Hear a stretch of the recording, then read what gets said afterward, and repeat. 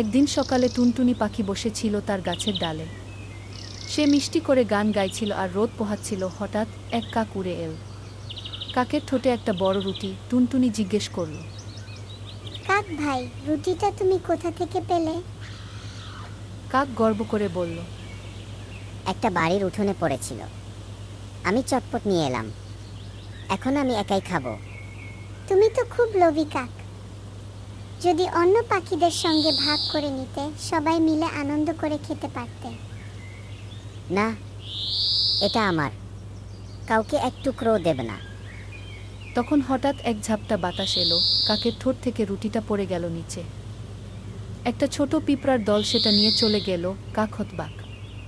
আর টুনটুনি হেসে বলল, দেখলে কাক ভাই, লোভ করলে শেষমেশ কেউ কিছু পায় না।